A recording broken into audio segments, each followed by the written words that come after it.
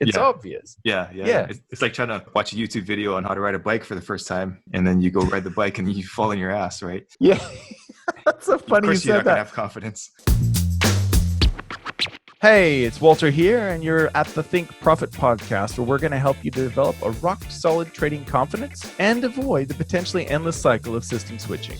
Right, Hugh? That's right. We're gonna help you develop a wealth mindset, develop a trading strategy that fits your core personality, and help you overcome the obstacles that stop over 90% of traders. All right, Hugh, sounds good. You ready to go? Yeah, let's do this. All right, Walter, here's a classic one. Fear of entering a trade. Some people are afraid to pull the trigger. What are some of the psychological things you see behind that and some fixes? Well, it's kind of like I think about sports, right? And it's specifically like coaches. So like I like to watch NFL, and what's interesting in gridiron, as they call it here in Australia, gridiron, it sounds so much more manly, gridiron, you know? But when the coaches are always talking about in NFL about how, you know, being prepared, and even the players will talk about like when they move from one team to another, like, wow, things are so different here. Mm-hmm. You know, everything's so accounted for and they've considered every scenario. And I think that's kind of in a way what coaches are meant to do, is to kind of provide this framework for the players. So no matter what happens, you know, they know what to do, sort of thing. In trading, it's the same way, because if you're not prepared, that's when you feel like uneasy. Right. Mm-hmm. So you tell me, like, if you were to, like, I'll ask, if you were to take a strategy, and strategy A, you've back tested, you've taken 900 trades in the strategy, and you know the numbers, and then you go, okay, I'm gonna go live today, versus you have a strategy where you kind of was just messing around with something the last couple hours, looks pretty good on the charts, let's go for it. You know what I mean? Which one are you gonna stick with after you have 9 losing trades in a row, right? It's obvious. Yeah. It's like trying to watch a YouTube video on how to ride a bike for the first time, and then you go ride the bike and you fall on your ass, right? Yeah. That's so funny you said that. Of course, you're not gonna have confidence. Of course, yeah, of course. That's exactly what I did last weekend with my daughter. Actually, we were looking at YouTube on how to roller skate. Okay. And I'm like, dude, I'm like, you know, because I didn't know how to teach her. You know, I just fell on my butt as a kid, right? Like everyone. Hey there, I hope you're finding this episode useful. I just wanted to let you know that Walter and I give away something valuable every month that helps traders improve their skills. You can enter to win by simply leaving an iTunes review and leaving a comment on our YouTube videos. At the end of each month, we'll look at the comments and reviews from the month, and we'll pick a winner at random.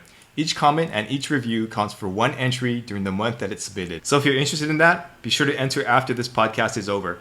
All right, back to the episode. And she's really keen on the roller, and she's been talking about it constantly. So I'm like, okay, we're gonna go to like an empty parking structure where there's no cars or anything, a nice smooth pavement. And she was having trouble, so I said, well, let's YouTube it. So we YouTubed it, you know, and we got a couple of tips. But you're right, we were still falling all over the place. Like it was still terrible. And of course, that's the same thing with trading, right? Like if you're the goal really, I think, as a trader, it's like in sports or in battle. I kind of hate the battle analogies because it's so different, but real life is different to, like, you know, going into war or something. It's not. I know people say that with trading and business and stuff, but it's not to me. It's totally different. But anyway, so if you're super prepared, you've got your numbers, you've got that experience, you've traded in sideways markets, up markets, down markets, all that stuff, you are actually going to have a bit more stamina than that trader who just kind of pulled that stuff out of his behind last afternoon, you know, in the last afternoon. So that's under your control. It's not like a personality dimension where you say, like, some people are very conscientious and everything has to have its place, and other people are, you know, open-minded and can experience new things, and other people are closed-minded and want to have a routine. And, you know, it's not like that. It's a thing that's up to you. Like, you decide how experienced are you going to be in your strategy before you risk real money, and how much do you know about it? Like, do you know what the probability is of 9 losing trades in a row? Do you know what that is for your strategy? Like, if you don't know that, you have a 29% chance of having 9 losing trades in a row, then you might think that something's broken, right? Mm-hmm. So there's a lot that goes into being prepared. And to me, that's why you would be fearful. So the reason why you have like fear of taking a new trade, even though you have a solid signal, is because you're afraid of what's going to happen. Why are you afraid of what's going to happen? Well, because of what happened in the past, right? Yeah. Well, I had a bunch of losers in the past. So the question is, do you know this is normal based on your preparation? Or do you just think you're not prepared enough, so you don't know? You think, well, this is it. It's broken.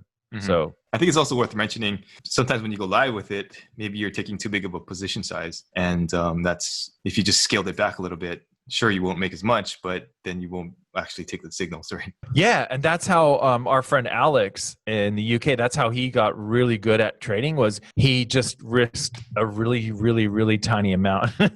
He's like, dude, I had perfect execution. Like, Yeah.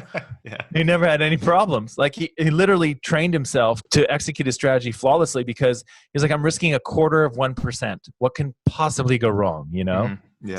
Yeah. That's a good point. Yeah. Okay, cool. Thanks, Walter. See ya. All information in this podcast is for educational and informational purposes only and is not trading or investment advice.